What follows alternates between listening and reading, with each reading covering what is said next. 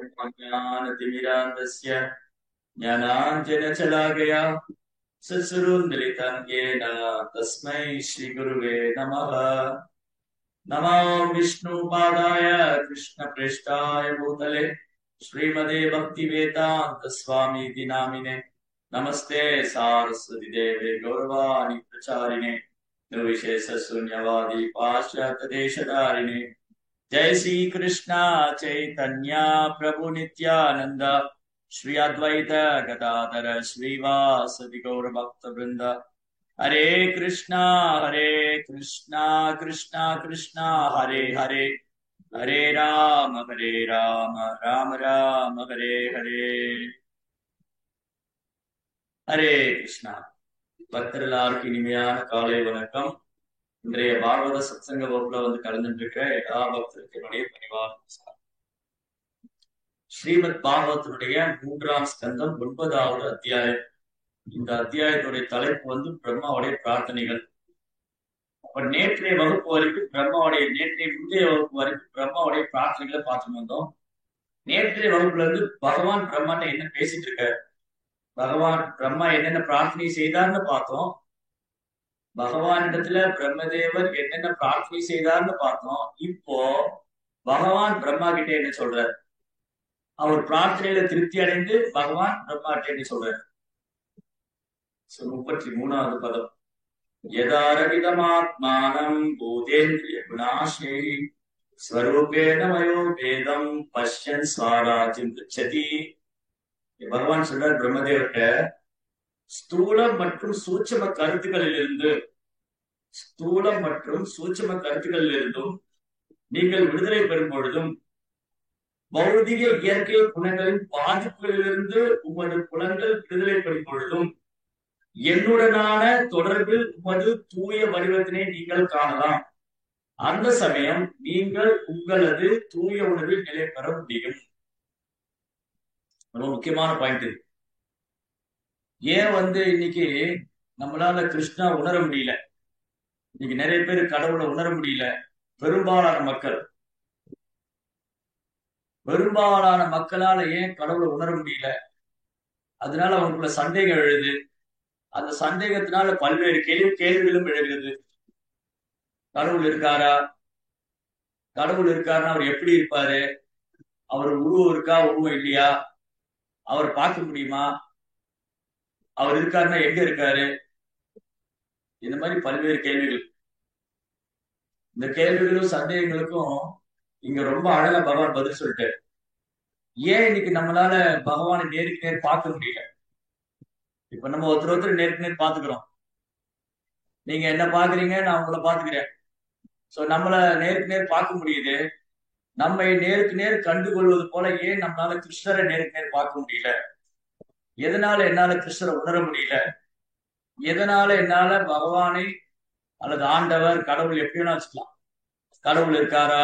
ஆண்டவரை பார்க்க முடியுமா? ஆண்டவர் எங்க இருக்காரு? இறைவன் எங்கு வசிக்கிறார்? எப்படி எடுத்துட்டாலும் பகவான் ஸ்ரீ கிருஷ்ணர், அவரை நாம் ஏன் நேருக்கு நேர் காண முடியவில்லை? அவருடன் ஏன் இப்போ பிரம்மா பேசிட்டு இருக்காரு, பிரம்மாவும் கிருஷ்ணரும் நேருக்கு நேர் பேசிக்கிறாங்க. அப்ப இது உண்மையா? கடவுளை பிரம்மா பார்த்திருக்காரா? அந்த மாதிரி என்னாலே பார்க்க முடியுமா?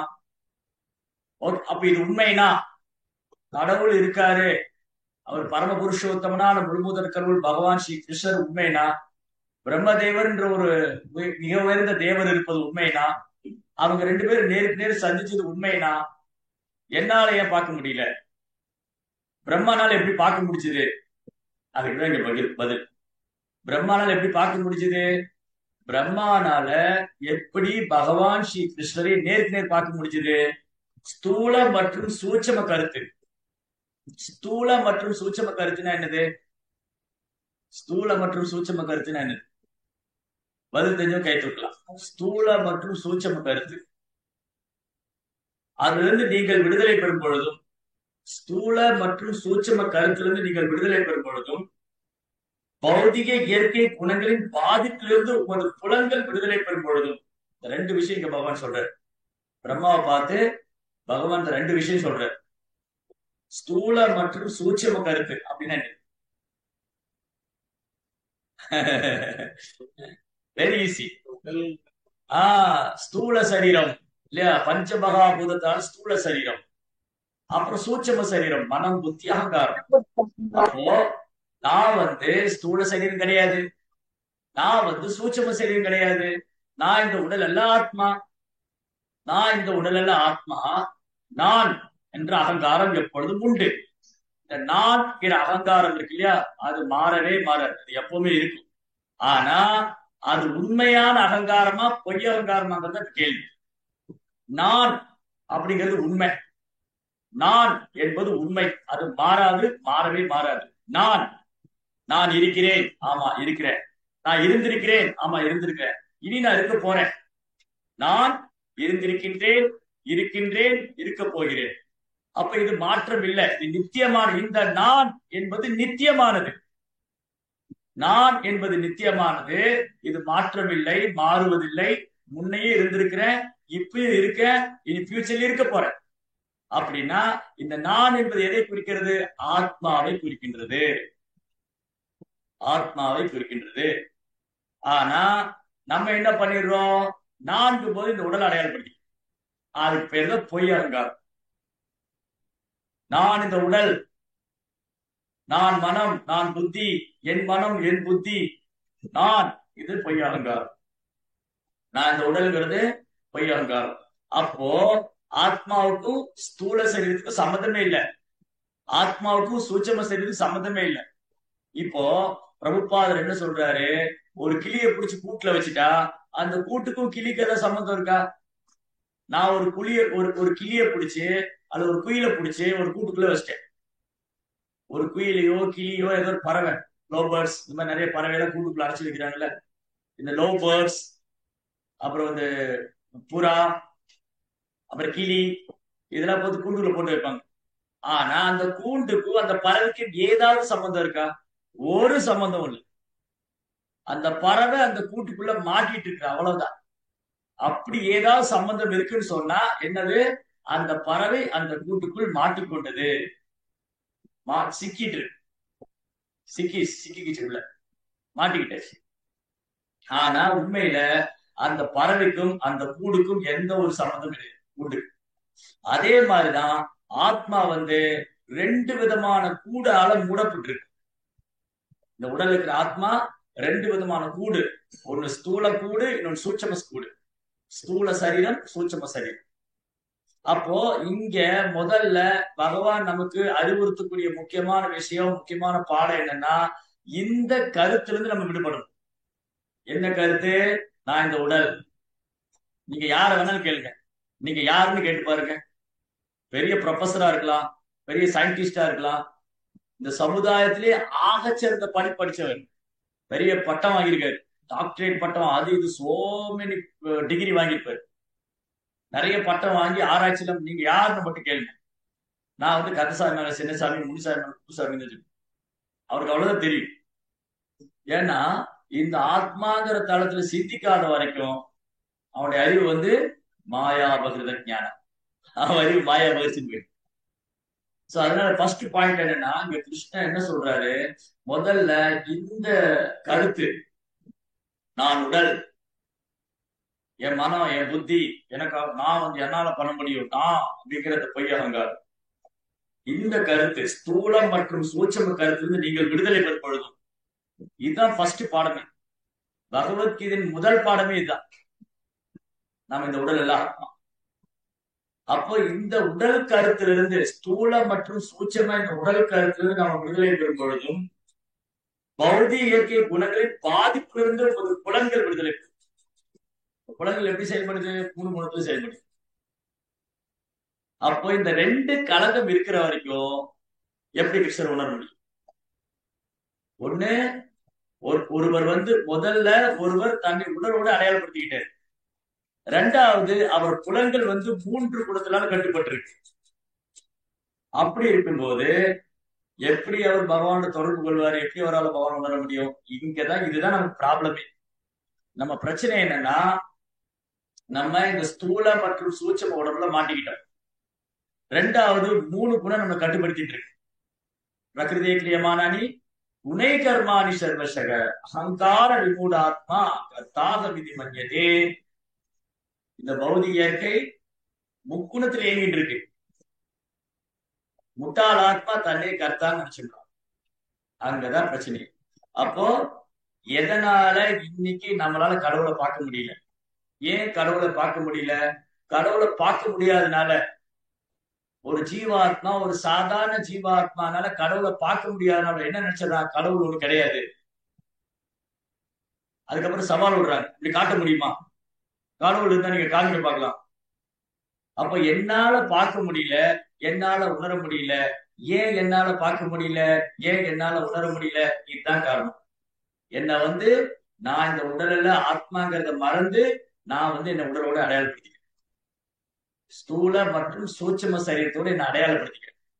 ரெண்டாவது, என்ன இது குணம் ஆட்டி படைச்சுக்கிட்டு இருக்கு. இந்த குணம், இந்த 3 குணத்தை நான் செயல்படுறேன். இந்த 2ல இருந்து விடுபடாத வரைக்கும், இந்த முக்குணத்திலிருந்து விடுபடாத வரைக்கும் ஒருத்தரால பகவானோட தொடர்பில் ஒரு தெய்வீகமான வடிவத்தில் நீங்கள் உணரலாம். அப்போ என்ன சொல்றாரு கிருஷ்ணன்? 2 விஷயம் சொல்றாரு. ஒண்ணு, நம்மளுடைய உண்மையான நிலையை நம்ம உணரலாம். அப்புறம் பகவான் யாருன்னு உணரலாம். இங்க பாருங்க, ஸ்தூல மற்றும் சூட்சும கருத்திலிருந்து நீங்கள் விடுதலை பெறும் பொழுதும், பௌதிக இயற்கை குணங்களின் பாதிப்பிலிருந்து புலன்கள் விடுதலை பெறும் பொழுதும், என்னுடனான தொடர்பில் உங்களது திவ்யமான வடிவத்தை நீங்கள் உணரலாம். பகவானோடு தொடர்பு கொள்ளும்போது என்னுடைய திவ்யமான வடிவம் என்னது? சொரூப் சித்தி. நித்தியமா ஆன்மீக உடல், அதை உணரலாம். ஓ, எனக்கு ஆன்மீக உடல் ஒண்ணு இருக்கு, இப்ப அதை மறந்தே போயிட்டு. ரெண்டாவது, அந்த சமயம் நீங்கள் உங்களுக்கு தூய உணர்வை நிலை பெற முடியும். இதுதான் புரோபால் பொருளுரையில அழகா சொல்றாரு. பொருளுரையில புரோபா என்ன சொல்றாரு? ரொம்ப அழகா எடுத்து சொல்றாரு. பக்தி ரசாமிரத சிந்து எனும் நூலில் ஒருவர் பகவானுக்குரிய உன்னதமான அன்பு தொண்டு எனும் ஒரே விருப்பம் மட்டுமே உடையவராக இருந்தார் என்றால் அவர் உலக வாழ்வில் எப்பேற்பட்ட சூழலிலும் விடுதலை பெற்றவராகவே விளங்குவார்.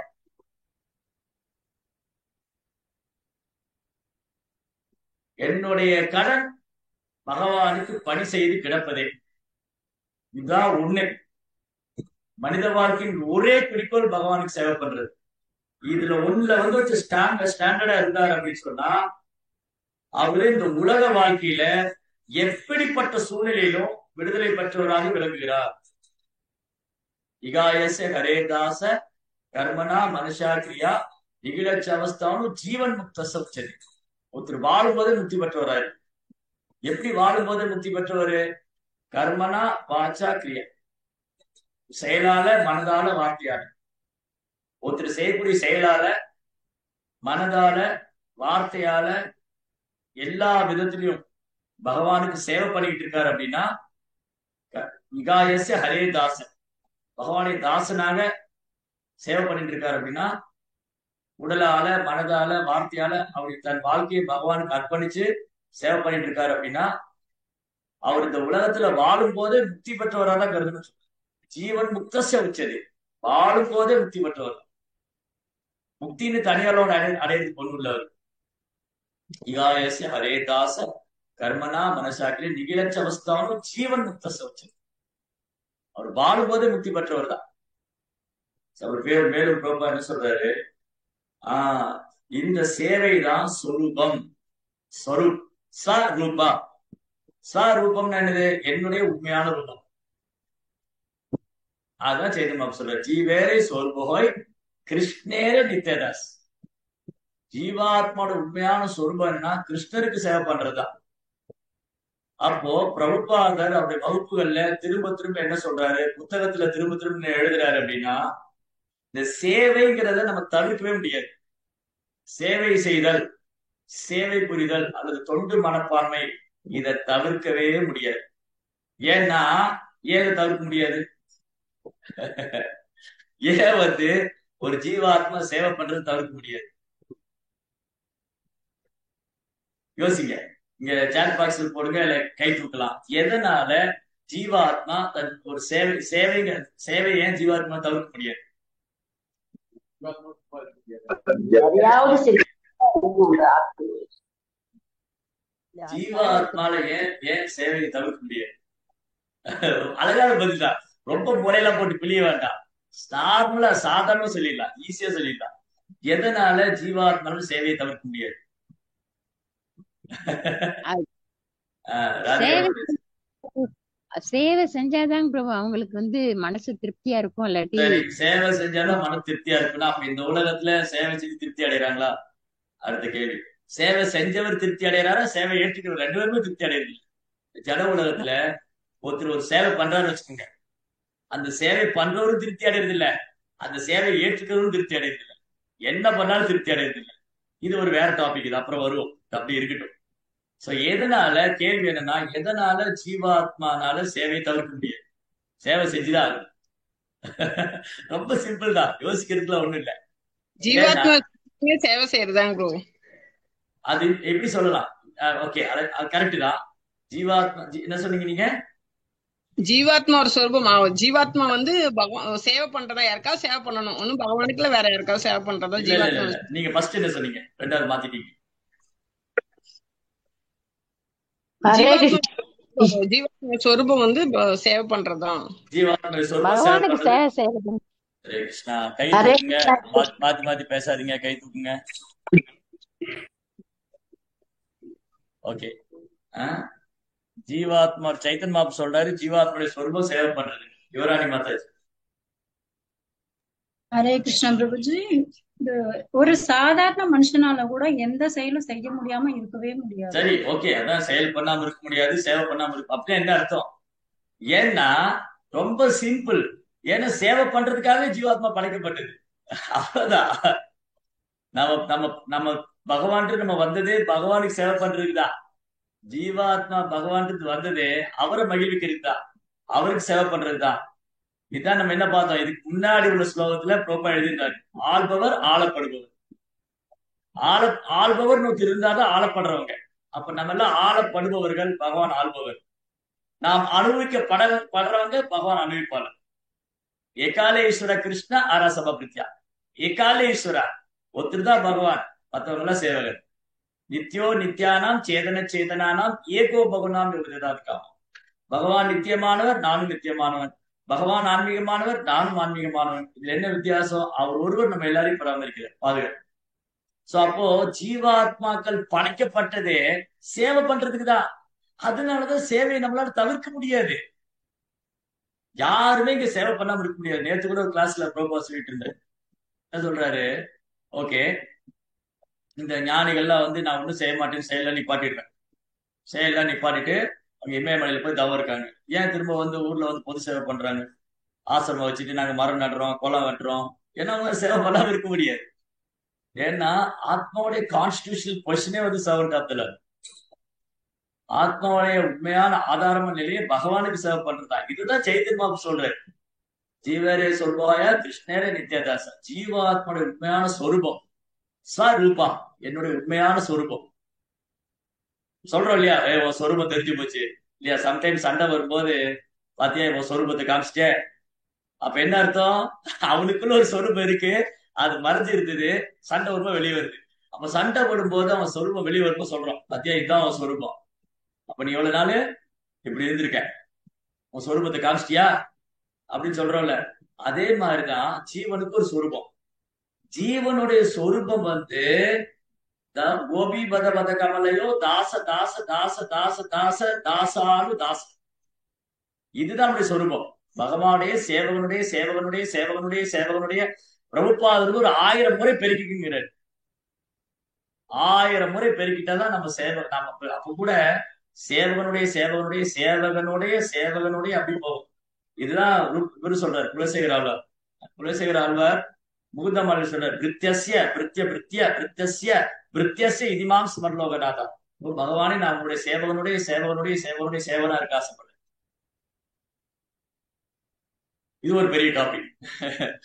இப்ப என்னன்னா பாயிண்ட் என்னங்க, ஜீவாத்மா படைக்கப்பட்டதே சேவை பண்றதுக்கு தான், அனுபவிக்கிறதுக்கு இல்ல, ஆள்றதுக்கு இல்ல.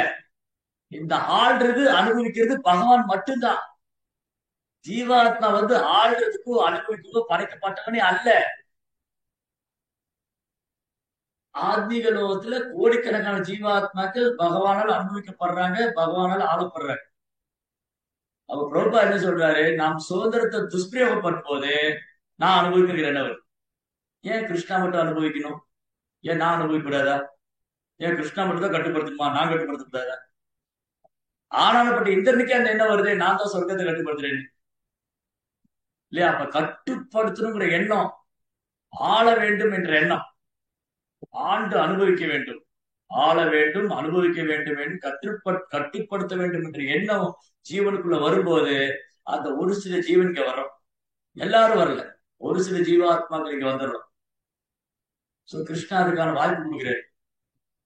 கிருஷ்ணா வந்து எந்த ஜீவாத்மனுடைய சுவாதந்திரத்திலையும் தலையிடுறது. இப்போ நான் வந்து உங்களுக்கு ஒரு சுதந்திரம் கொடுத்துருக்கேன், அனந்தமூர்த்தி பிரபு வந்து புத்த விநியோகத்துக்கு போலாம் அப்படி சொல்லிட்டு, நீங்க ஏன் புத்த போறீங்க, நீங்க எப்ப போறீங்க, நீங்க அப்ப போறீங்க, அப்ப சுதந்திரம் இல்ல இல்லையா? நான் உங்களுக்கு சுதந்திரம் கொடுத்துருக்கேன், நீங்க எப்ப வேணா புத்திஷன் போகலாம் அப்படி சொல்லிட்டு அப்புறம் வந்துட்டு அவர்கிட்ட போய் சொல்லுங்க, ஏன் அவருக்கு இப்போ புத்திஷன் போறாரு, எதுக்கு இப்ப போறாரு, ஏன் அப்புறம் போன என்ன, அப்படின்னா சுதந்திரம் இல்லை. அதே மாதிரிதான் ஜீவா வந்து கிருஷ்ணருக்கு சேவை பண்ணணும், கிருஷ்ணருக்கு சேவை பண்ணணுங்கிறது அவனுடைய ஒரிஜினல் பொசிஷன், அவனுடைய உண்மையான ஆதார நிலை. அப்போ அந்த ஜீவனுக்குள்ள சிறு சுதந்திரம் இருக்கு, அவன் அந்த சுதந்திரத்தை துஷ்பிரயோகம் பண்ணும்போது கிருஷ்ணால தலையிடுறது இல்ல. கிருஷ்ணா வந்து ஜீவாத்மாவே நீ எனக்கு சேவை பண்ண மாட்டேங்கிற அப்படின்னு கேட்டா, இப்ப நமக்கெல்லாம் கிருஷ்ண சுதந்திரம் கொடுத்திருக்காரு.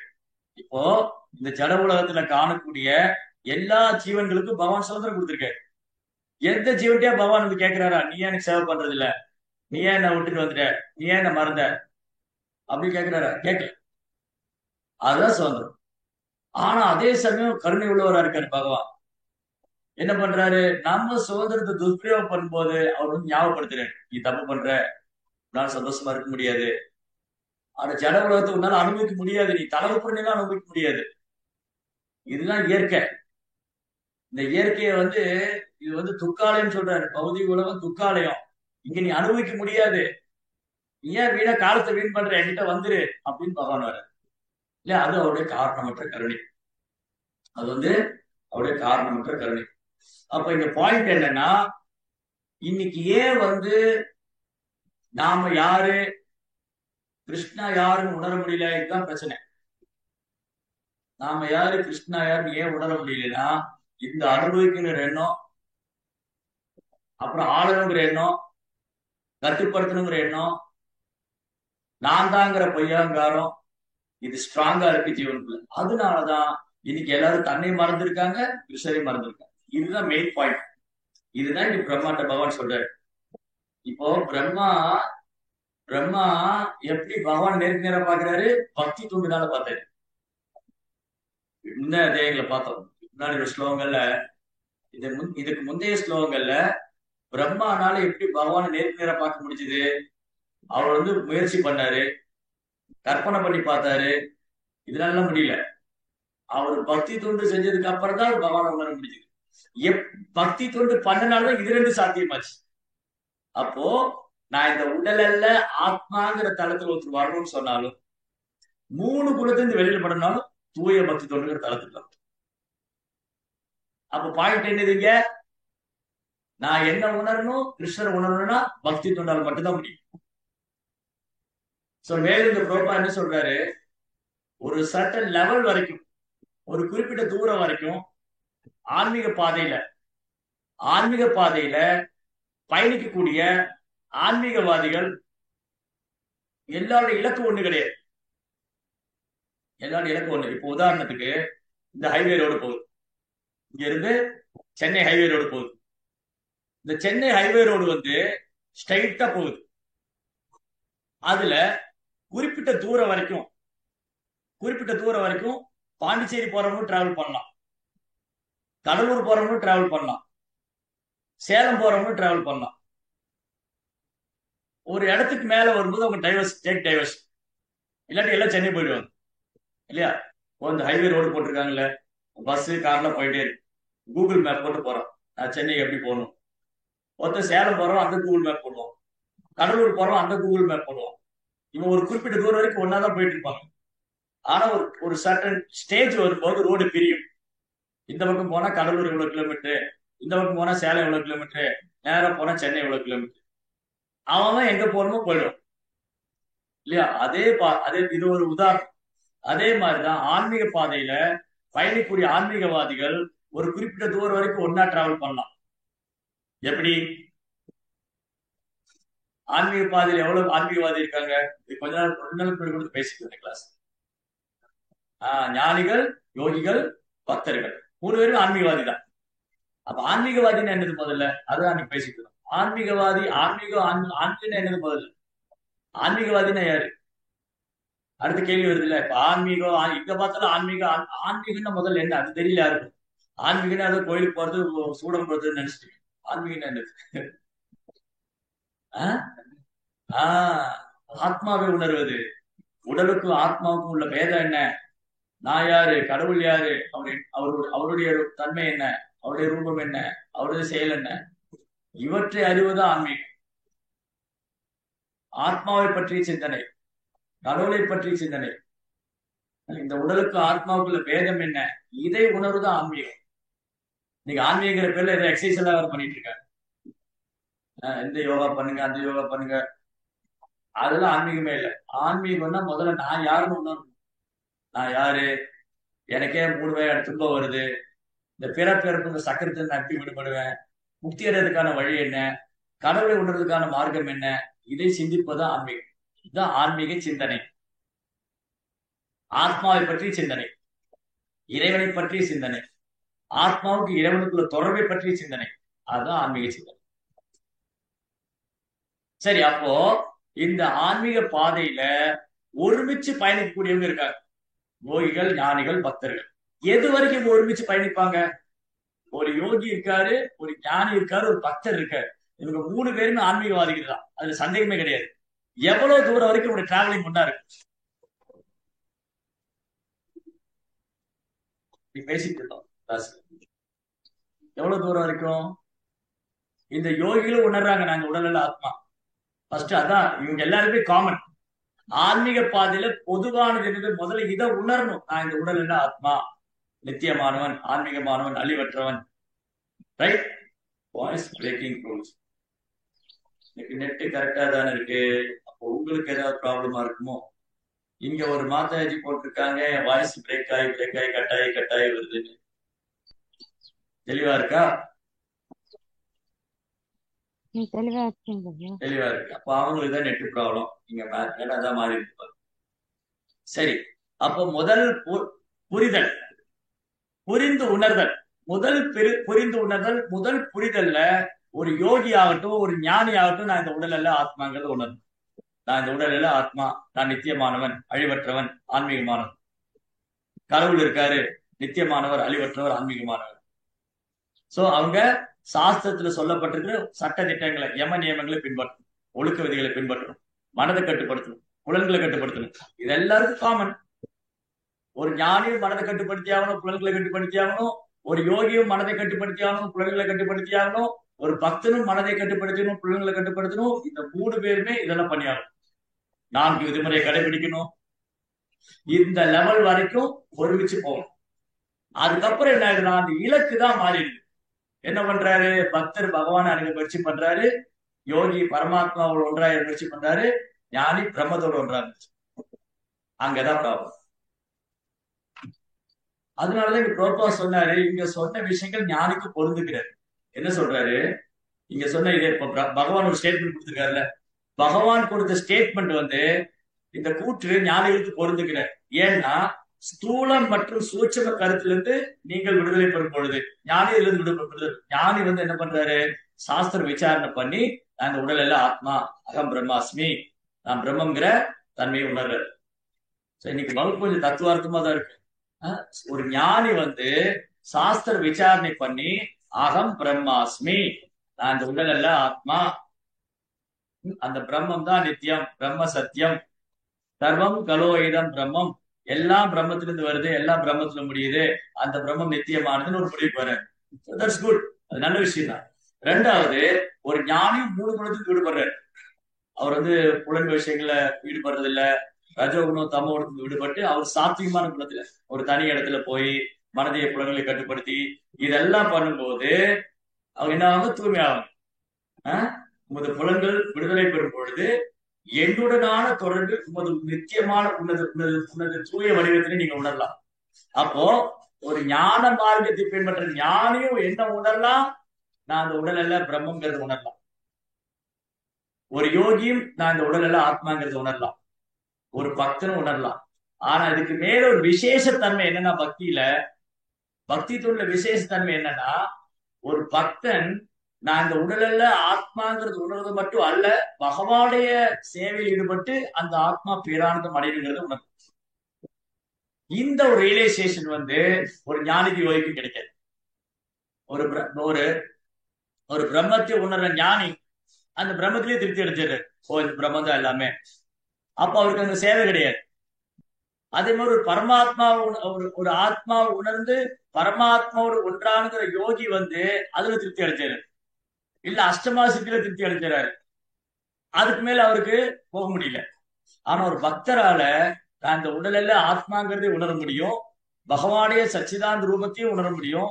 அவருக்கும் அந்த பக்தனுக்குள்ள அன்பு பரிமாற்றம், பகவானுக்கும் பக்தனுக்குள்ள அன்பு பரிமாற்றம் இருக்கு. அந்த அன்பு பரிமாற்றத்தை 2 பேரும் அனுபவிக்கிறாங்க. அதாவது அந்த நரசிம்மர் படத்துல என்ன பார்த்தோம்? அது ஒரு அழகான வேர்டு சொல்லுவார் கிருஷ்ணா, நான் உனக்கு சேவை பண்றதுக்காக வந்திருக்கேன்னு. பிரகலாத் என்ன சொன்னாரு? நான் உனக்கு சேவை பண்றேன். பிரகலாத் சொன்னா, நீங்க எனக்கு சேவை பண்ண, நான் உங்களுக்கு சேவை பண்ணுனாரு. இல்ல நான் உனக்கு சேவை பண்ணுவேன்னு. அப்ப பகவான் பக்தனுக்கு சேவை பண்ண தயாரா இருக்கு. பாருங்க எவ்வளவு அழகான வேர்டு அது. எனக்கு தான் நெட் ப்ராப்ளம். சோ பகவானுக்கு பக்தனுக்குள்ள அன்பு பரிமாற்றம் பாருங்க. இது வந்து யோகிகளுக்கு ஞானிகளுக்கு கிடையாது. பகவான் பிரகலாதர் வந்து பிரகலாதர் பிரார்த்தனை பண்ணாரு, பகவானே என்னால உங்களை பார்க்க முடியுமா? நான் உங்களை பார்க்காம போயிடுவேனா? இப்படி ஆயிடுமா எனக்கு? எப்போ அப்படி அழுது மயங்கி விழுந்தாரு. அப்போ பகவான் ஒரு மாதிரி வந்து நான் உனக்கு என்ன சேவை பண்ணணும்னு கேட்கிறேன். பகவானே நீங்க எனக்கு சேவை பண்றதானே? ஆமா, நான் என் பக்தனுக்கு சேவை பண்ணுவேன். அப்படி சொல்றாரு, ரொம்ப அழகா சொல்றாரு. நான் என் பக்தனுக்கு சேவை பண்ணுவேன். எப்படி எல்லாரும் சேவை பண்ண இருக்க முடியும்? அப்போ பகவான் தன் பக்தனுக்கு சேவை பண்றதுல பேரானது அடையிறேன். பகவான் சொல்ற என்னால எப்படி சேவை பண்ணாம இருக்க முடியும்? அப்போ நீங்க இப்ப நாம பார்க்கலாம், ஏதாவது ஒரு அவதாரத்துல பகவான் பக்தனுக்கு சேவை பண்ணாம இருக்காரா? ராம அவதாரம் ஆகட்டும், கிருஷ்ண அவதாரம் ஆகட்டும், சைத்தன்ய மகாபிரபு, எந்த அவதாரம் பகவான் பக்தனுக்கு சேவை பண்ணல. அந்த ஸ்டேட் பண்றது பொய் இல்ல, அது பண்ணிருக்காரு. அதான் சொல்றேன் இல்லையா? சோ அப்போ பகவான் பக்தனுக்கு சேவை பண்றதுல பேரானந்தம் அடைகிறாரு, பக்தன் பகவானுக்கு சேவை பண்றதுல பேரானந்தம் அடைகிறாங்க. அந்த 2 பேருக்கு ஒரு அன்பு பரிமாற்றம் இருக்கு இல்லையா? இந்த அன்பு பரிமாற்றம், இந்த ஆனந்தம், இந்த ஒரு ஒரு டேஸ்ட், ஒரு சுவை வந்து ஒரு ஒரு ஞானிக்கோ யோகிக்கோ கிடையாது. ஒரு ஞானிக்கோ யோகிக்கோ இது கிடைக்காது. சோ இங்க பொருளுள்ள பிரபு அழகா சொல்றாரு. சோ ஃபர்ஸ்ட் இங்க இதுதான் பாயிண்ட், ஜீவாத்மானால சேவை பண்ணாம இருக்க முடியாது. அப்ப என்ன ஆயிருதுன்னா, வாழ்க்கையில சில ஏமாற்றங்கள் வரும்போது இப்ப என்ன பண்றாங்க, யாராவது யாருக்காக சேவை பண்ணிக்கிட்டு தான் இருக்கு. நம்ம அடிக்கடி கிளாஸ்ல டிஸ்கஸ் பண்ணுவோம், வகுப்புல அடிக்கடி இதை பத்தி பேசிப்போம். என்னன்னா, யாராவது யாருக்கா இங்க சேவை பண்ணிக்கிட்டு தான் இருக்காங்க. பெற்றோருக்கு பிள்ளைகள், பிள்ளைகளுக்கு பெற்றோர்கள். அப்புறம் வந்து முதல்ல இந்த இந்த சுயநலம் இருக்கு இல்லையா? இந்த சுயநலம் எக்ஸ்பேண்ட் ஆகிட்டே இருக்கு. சுயநலம்னா செல்பிஷ். சோ முதல்ல இந்த சுயநலம் எப்படி இருக்கு? நான் என் புலன்களுக்கு சேவை செய்வேன், என் புலன்களுக்கு திருப்திப்படுத்தும். இப்ப எல்லாம் புலன்களுக்கு தான் சேவை பண்ணிட்டு இருக்கோம். இந்த விதவிதமா சாப்பிடணும், என்ன அனுபவிக்கணும் இல்லையா? கலர் கலரா ட்ரெஸ் போட்டுக்கணும், கலர் கலரா கார் வச்சுக்கணும், கலர் கலரா காரு, கலர் கலரா ட்ரெஸ், கலர் கலரா வீடு, கலர் கலரா இது, கலர் கலரா அது, எல்லாம் கலர்ஃபுல்லா இருக்கணும். லைஃப் ஃபுல்லா கலர்ஃபுல்லா இருக்கணும். அப்போ ஹோல் லைஃப் வந்து சென்ஸ் கிராட்டிஃபிகேஷன் தான் இல்லையா? அப்போ புலன்பத்துக்கு திட்டம் போட்டுக்கிட்டே இருக்கு. இது ஃபர்ஸ்ட் நான் அனுபவிக்கணும். இந்த நான் அனுபவிக்கிற எண்ணம் கொஞ்சம் விரிவடையும் போது என் குடும்பம், அது இன்னும் விரிவடையும் போது என்னுடைய சமுதாயம், அது இன்னும் விரிவடையும் போது என்னுடைய நாடு, என்னுடைய இனம், என் மதம், என் மொழி, அப்படியே எக்ஸ்பெண்ட் ஆகி நான் தான் அனுபவிக்கிறேன். அங்க சென்டர்ல நான் தான் இருக்கேன். அந்த நான்கிற பொய் அகங்காரம் அது நான்கிற பொய் அகங்காரம். சோ இப்படி இதுல விரக்தி அடையும் போது ஒருத்தர் விரக்தி அடைவார். எப்ப விரக்தி அடைவாரு? ஏமாற்றம் வரும். இந்த புலன்களை திருப்திப்படுத்த முடியல, என்ன கொடுத்தாலும் புலன் தொந்தரவு பண்ணிட்டே இருக்கு, அதனால புலன் பத்தில திருப்தி இல்லை, விரக்தி ஏற்படுது. அதுக்கப்புறம் நண்பர்கள் ஏமாத்துறாங்க, உறவினர்கள் ஏமாத்துறாங்க, பெற்றோர்கள் ஏமாத்துறாங்க, பிள்ளைகள் ஏமாத்துறாங்கன்னா விரக்தி அடையும் போது என்ன பண்ணுவாங்க? இந்த மாதிரி விரக்தி அடையும் போது என்ன பண்ணுவாங்க? இப்போ நம்ம யாருக்காவது சேவை பண்ணணும்னு நினைக்கிறோம், நண்பர்களுக்கோ உறவினருக்கோ யாருக்காவது சேவை பண்ணணும். ஆனா நமக்கு ஏமாற்றம் வந்து விரக்தி அடையும் போது என்ன பண்ணுவோம்? இல்ல, பூனைக்குட்டி, நாய், புறா, மீன் இதெல்லாம் வச்சு சேவை பண்ணிட்டு, ஏன்னா என்னால சேவை பண்ணாம இருக்க முடியாது. அவ சொல்லுவான், நான் நாய்க்கு பிஸ்கட் போட்டேன், அதாவது நன்றியோடு இருக்கு. நாய்க்கு விசுவாசமா இருக்கு இல்லையா? அப்போ மனுஷங்க என்கிட்ட விசுவாசமா இல்ல, அதனால நான் இன்னைக்கு அவங்களுக்கு சேவை பண்ண மாட்டேன், நான் நாய்க்கு பூனைக்கு சேவை பண்ணேன். அப்ப நீ சேவை பண்ணாம இருக்க முடியாது, நாய்க்கு பூனைக்கு சேவை பண்ற. ஆனா ஏன் இது இந்த நிலைமை? ஏன்னா என்னுடைய உண்மையான நிலை நான் பகவானுக்கு சேவை பண்ண வேண்டும், பகவானுக்கு சேவை பண்ணணும். அப்படி அதை விட்டுட்டா அடுத்து இதுதான். ரெண்டே ஆப்ஷன் தான் இருக்கு. ரெண்டு ஆப்ஷன்ல வேற ஒண்ணும் இல்லை. ஒண்ணு கிருஷ்ணருக்கு சேவை பண்ணணும், இல்லை மாயாவுக்கு சேவை பண்ணணும். ரெண்டு ஆப்ஷன் தான். ஏன்னா சேவை பண்ணாம இருக்க முடியாது, ஜீவாத்மானால சேவை பண்ணாம இருக்க முடியாது. ரெண்டு ஆப்ஷன் தான் அவனுக்கு சூஸ் பண்ணணும். ஒண்ணு நான் கிருஷ்ணருக்கு சேவை பண்ணுமா, இல்ல மாயாவுக்கு சேவை பண்ணுமா, அவ்வளவுதான். அவ்வளவுதான், வேற சாய்ஸே இல்லை, வேற சாய்ஸே கிடையாது. ஏன்னா சேவை பண்ணாம இருக்க முடியாது. நீங்க நிறைய பேர் பாருங்க, ஆசிரமம் வச்சிருப்பாங்க. ஆசிரமத்தோட ஆக்டிவிட்டிஸ் என்னன்னு பாத்தீங்கன்னா, இந்த மாதிரி மெடிக்கல் கேம்ப் போடுறது, அப்புறம் வந்து ரோடு போடுறது, அப்புறம் குளம் வெட்டுறது, அப்புறம் வந்து மரம் நடுறது, சமூக பணி பண்ணிட்டு. ஏன் அவனால பண்ணாம இருக்க முடியாது? சும்மா இருக்கு, எவ்வளவு நேரம் சும்மா உட்காந்து. இங்க என்ன பண்றோம்? பக்தர்கள் 1008 சேவை பண்றாங்க, 24 மணி நேரம் பத்த மாட்டேங்குது சேவை. கிருஷ்ண உணர்வுல 24 நேரம் பத்த மாட்டேங்குது. பகவானுக்காக எண்ணற்ற சேவைகள். பிரபுபாதா வந்து வெரைட்டிஸ் ஆஃப் சர்வீஸ் கொடுத்துருக்கு, விதவிதமான சேவை. சாண்டிங் பண்ணலாம், பாகவதம் படிக்கலாம், கிளாஸ் கேட்கலாம், ஆரத்தி பண்ணலாம், பிரசாதம் பண்ணலாம், பிரச்சாரம் பண்ணலாம், புத்தக விநியோகம் செய்யலாம், திருவிழாக்களை கொண்டாடலாம், கோசாலை பண்ணலாம், அன்னதானம் பண்ணலாம், எவ்வளவு பண்ணலாம், எக்கச்சக்கமான சர்வீஸ். எல்லாமே கிருஷ்ணனோட கனெக்ட் ஆயிடும். கிருஷ்ணனோட கனெக்ட் ஆகும் போது அது வந்து கம்ப்ளீட் ஆகும். அப்போ டைம் தான் பத்த மாட்டேங்குது, ஒரு பக்தனுக்கு நேரம் தான் பத்த மாட்டேங்குது, அவ்வளவு சேவை இருக்கு இல்லையா? சோ இங்க பாயிண்ட் என்னன்னா, நம்ம வந்து சேவையை தவிர்க்க முடியாது. அதனால ரோபாரிங்க என்ன சொல்றாரு? ரெண்டு விதமான சேவை இருக்கு இல்லையா? இந்த ஜட உலகத்தில் உள்ள சேவையோடு கிருஷ்ணருக்கு பண்ணக்கூடிய சேவையை ஒக்க முடியாது, கம்பேர் பண்ண முடியாது. அது தெய்வீகமானது பாயிண்ட். அடுத்தது வேலைக்கு பகவான் என்ன சொல்றாரு? பொருளுடைய ரோப்பா என்ன சொல்றாரு?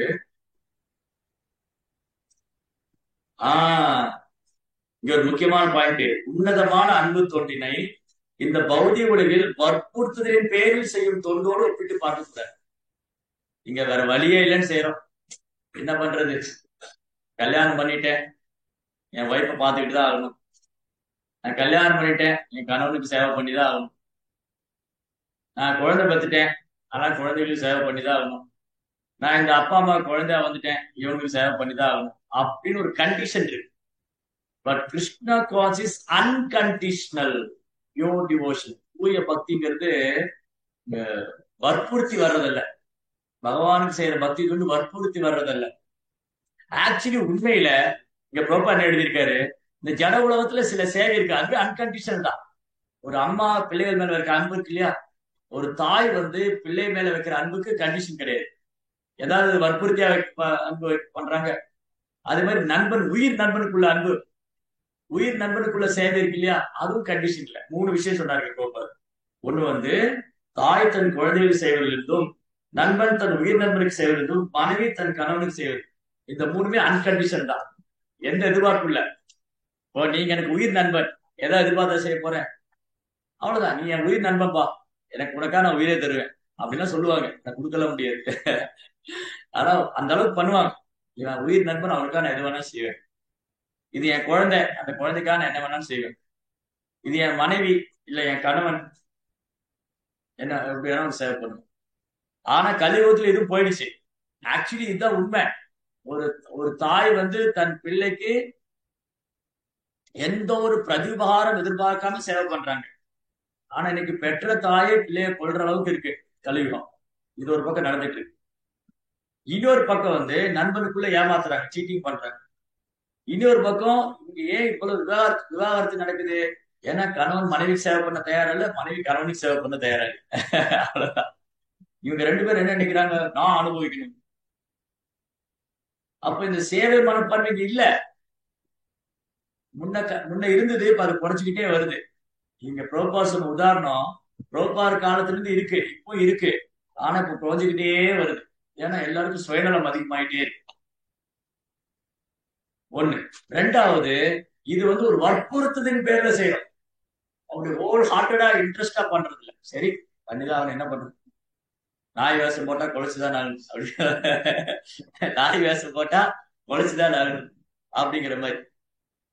ஆனா ஒரு பக்தன் பகவானுக்கு செய்யக்கூடிய சேவை இருக்கு இல்லையா, அந்த உன்னதமான சேவை டிரான்சென்டென்டல் சர்வீஸ் இருக்கும். பகவானுக்கு செய்யக்கூடிய சர்வீஸ் டிரான்சென்டென்டல் சர்வீஸ், தெய்வீகமான சேவை அல்லது டிவோர்ஸ் சர்வீஸ், பக்தி தொண்டு. இங்க இந்த ஜட உலகத்தில் நடக்கிறது அதோட கம்பேர் பண்ண முடியாது. அப்புறம் ப்ரோப்பா என்ன சொல்றாரு,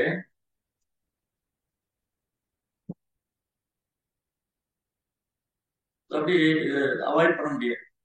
அதனால பெஸ்ட் ஓகே, எனக்கு வந்து எனக்கு சேவையில வந்து அதிருப்தி ஆகுது, எனக்கு திருப்தி இல்லை, எனக்கு சங்கடம், எனக்கு குழப்பம் அப்படின்னா ஒரே வழிதான், கிருஷ்ணனுக்கு சேவை பண்ணிடுங்க, முடிஞ்சது அவ்வளவுதான். கிருஷ்ணனுக்கு சேவை பண்ணிடுங்க, ஏமாற்றம் கிடையாது, குழப்பம் கிடையாது, அதிருப்தி கிடையாது, எல்லாமே சால்வ் ஆகும். இந்த சேவை மனப்பான்மையில் ஏற்படக்கூடிய இந்த ஜட உலகத்துல சேவை மனப்பான்மையில் ஏற்படக்கூடிய அதிருப்தி, கவலை, தொந்தரவு, நிம்மதி இல்ல, இதெல்லாம் எப்படி போகும்? அது கிருஷ்ணருக்காக செய்யும்போது அப்ப இதெல்லாம் பாதிக்காது. கிருஷ்ணரை விட்டுட்டு பண்ணும்போது இதெல்லாம் அடுத்தடுத்து வரும். நான் என்ன செஞ்ச என்ன பிரயோஜனம்? உடனே கேட்பாங்க இல்லையா, நான் என்ன செஞ்ச என்ன பிரயோஜனம், நீங்க இப்படி நடத்திட்டீங்க, நான் உங்களுக்கு சேவை பண்ணிருக்கேன். இல்ல கணவன் மனைவி பார்த்து கேட்கலாம், மனைவி கணவனை பார்த்து கேட்கலாம், பெற்றோர்கள் பிள்ளைகளை பார்த்து கேட்கலாம், பிள்ளைகள் பெற்றோரை பார்த்து கேட்கலாம், நண்பனுக்குள்ள சொல்ல, டே நீ என் நண்பனா இருந்து இப்படி பண்ணிட்டேடா, நான் என்னடா உனக்கு எவ்வளவு செஞ்சு என்னடா பிரயோஜனம்? அப்போ இங்கே அதிருப்தி இருக்கும். ஏன்னா அங்க கிருஷ்ணன் சென்டரா இல்ல, கிருஷ்ணன் நடுவுல இல்ல. அதனால அங்க அதிருப்தி வரும், திருப்தி வராது. சேவை பண்ணவனுக்கு திருப்தி வராது, சேவை ஏத்துனவனுக்கு வராது.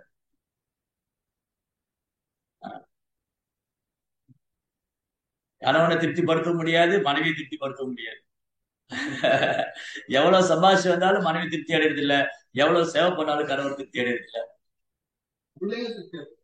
இப்ப பிள்ளைங்களும் திருப்தி அடைறது இல்ல, கேட்டதெல்லாம் வாங்கி கொடுக்கணும், கேட்டதெல்லாம் வாங்கி கொடுத்தாலும் திருப்தி அடைறது இல்ல. ஏன்னா அடுத்த செட்டு அடுத்து இப்போ ஒரு செல்போன், இந்த செல்போன் வந்து லேட்டஸ்ட் மாடல் V20 என்னமோ வச்சிருப்பான், V24, 25 இந்த மாதிரிலாம்.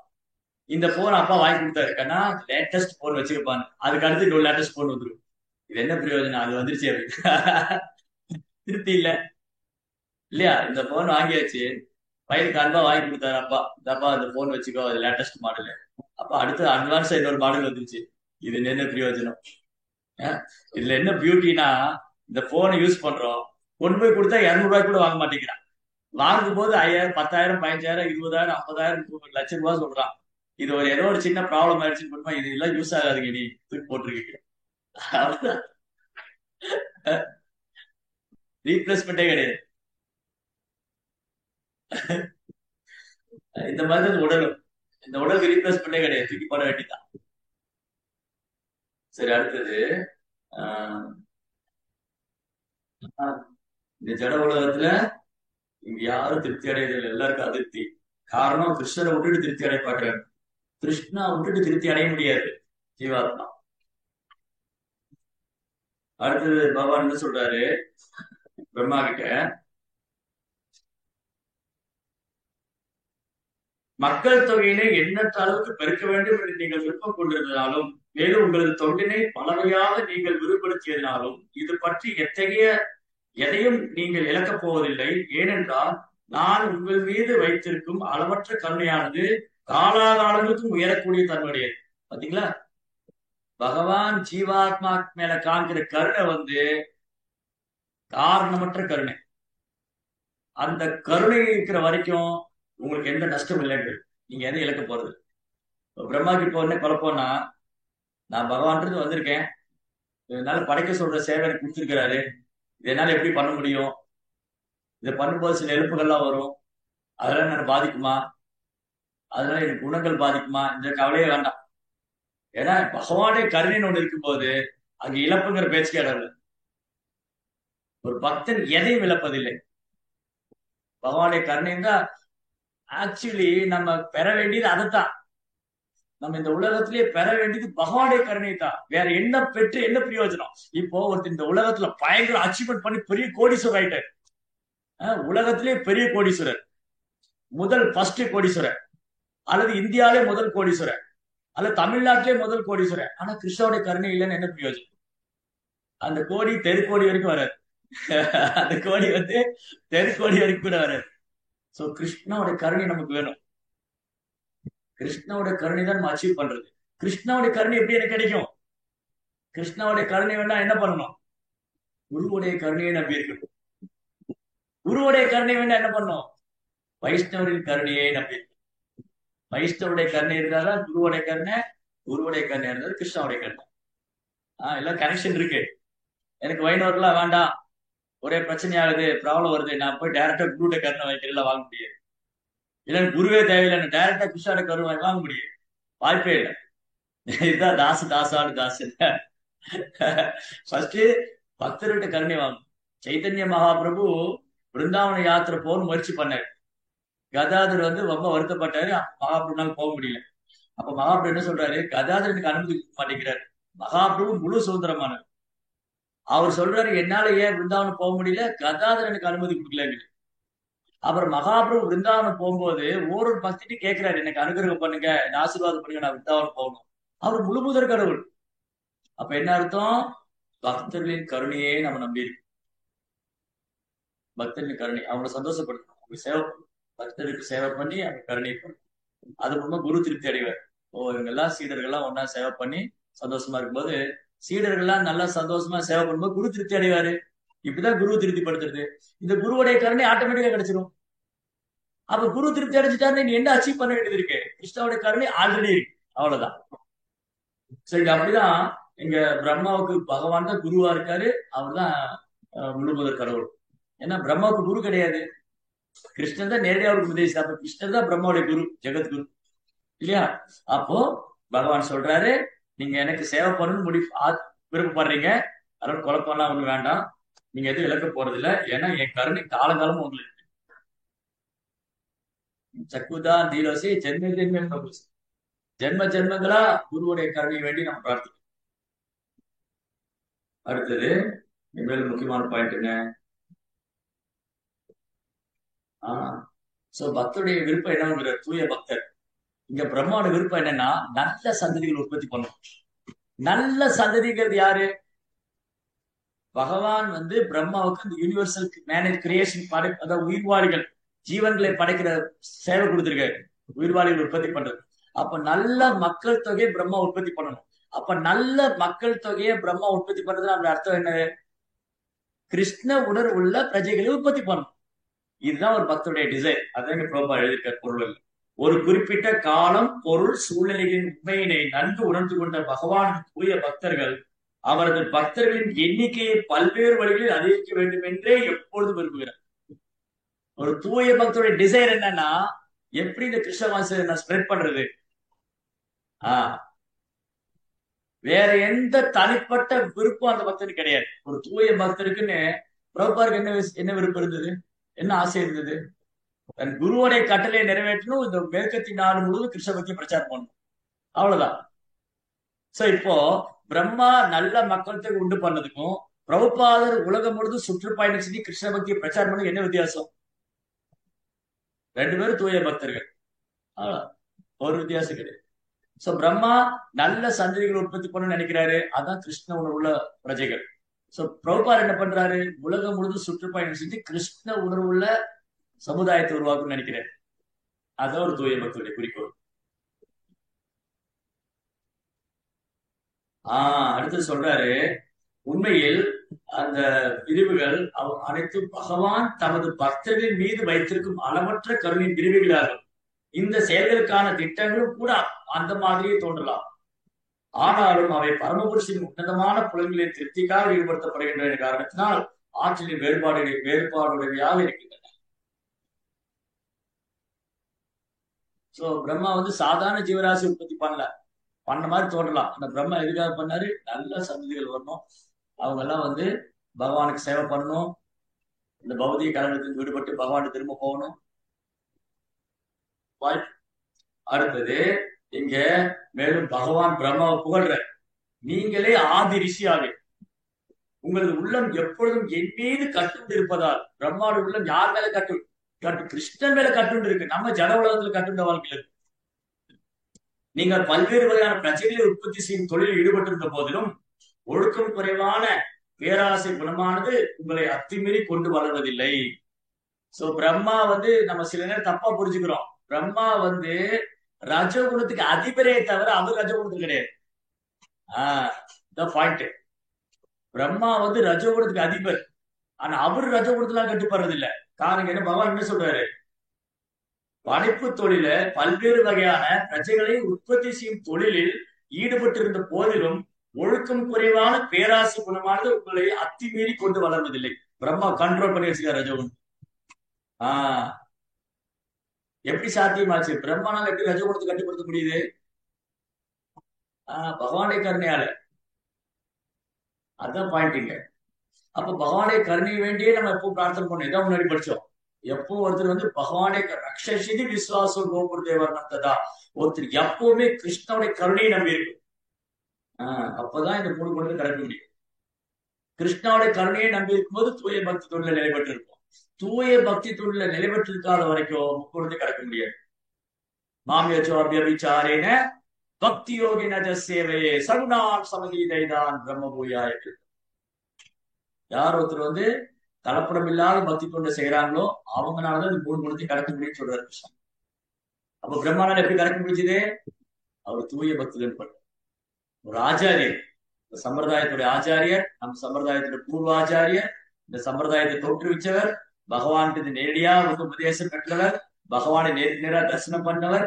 இவ்வளவு சிறப்பு பிரம்மாவுக்கு. இவ்வளவு சிறப்பு இருந்து பிரம்மாவுக்கு என்ன இல்ல? கர்வம் இல்ல. நமக்கு கொஞ்சம் இருந்தாலும் கர்வம் இருக்கு. பாத்தீங்களா? இவ்வளவு சிறப்பு இருந்து பிரம்மாவுக்கு கர்வம் இல்லை. இங்க பொருளோட கோப்பா என்ன சொல்றாரு? பிரம்மதேவர் சில வேளைகளில் குழப்பமுற்றவர் போல காணப்பட்டாலும் அந்த குழப்பமானது பகவானுடைய இன்டர்னல் எனர்ஜி அகசக்தினால செயலை கண்டதுனால, பகவானுடைய யோகமாயாவுடைய சக்தியில அவர் பண்ணக்கூடிய ஆக்டிவிட்டிஸை பார்த்தா பிரம்மா குழப்பம் ஆயிடுச்சு. இவர் முழுவதுக்காக குழந்தை மாதிரி விளையாடிட்டு இருக்காரு புத்தாவன்ல. சோ அதனால ஒரு சாதாரண ஜீவன் குழப்பம் அடைகிறது போல அல்ல பிரம்மாவுடைய குழப்பம். நாம குழம்பு போயிருக்கோம்னா நம்ம மாயாசக்தினால குழம்புறோம். கடவுள் இருக்காரா இல்லையா, குரு இருக்கா இல்லையா, கிருஷ்ணர் கடவுள 1008 கேள்வி கேட்கிறான் மாயில் இருக்கிறார். மாயாசக்தியோடைய பகவானுடைய புறசக்தியினுடைய கட்டுப்பாடு இருக்கிறதுனால நம்ம கிருஷ்ணரை மறந்துருக்கு. ஆன்மீக உலகத்தில் இருக்கிற பக்தர்கள் கிருஷ்ணனுடைய அகசக்தினால இருக்கிறதுனால அவங்களும் கிருஷ்ணரை மறந்துருக்காங்க. கிருஷ்ணரை முழுவதும் தெரியாது. யசோதாமா நந்தகோபர், யசோதாமா நந்தகோபர், பிருந்தாவன் கோபிகள், இவங்களுக்குள்ள கிருஷ்ணர் முழுவதும் தெரியாது. அப்போ யோகமாய சக்தினால மறைக்கப்பட்டிருக்காரு. இந்த ஜட உலகத்தில் நாம கிருஷ்ணரை மறந்துருக்குது மகாமாய சக்தினால. டிஃபரன்ஸ் இருக்குல்ல? பிரம்மா அடுத்து பிரம்மா என்ன சொல்றாரு? பிரம்மா பகவானுடைய அந்தரங்க சக்தினால குழப்பம் அடைஞ்சது மாதிரி இருக்காரு. அதுவும் கூட உன்னத தொண்டில் அவருடைய அடுத்த கட்ட வளர்ச்சி. பிரம்மாவுக்கு ரியலைசேஷன் வரணும். பிரம்மா மேலும் மேலும் கிருஷ்ணன் உள்ள முன்னேற்றம் அடைவதற்காக வேண்டி பகவான் ரியலைசேஷன். பிரம்மாவுக்கு ரியலைசேஷன் வந்தது. அந்த ரியலைசேஷன் வெளிப்பாடு அந்த பிரார்த்தனை எல்லாம். சோ பிரம்மா கிருஷ்ணரை சும்மா சென்டிமெண்டா பிரேயர் பண்ணல. ஓ கிருஷ்ணா நீங்க ஏதோ அப்படி சென்டிமெண்டா சொல்ல. ரியலைசேஷன். பிரம்மா கிருஷ்ணரை உணர்ந்து கிருஷ்ணரை அறிந்து பிரார்த்திக்கிறார்.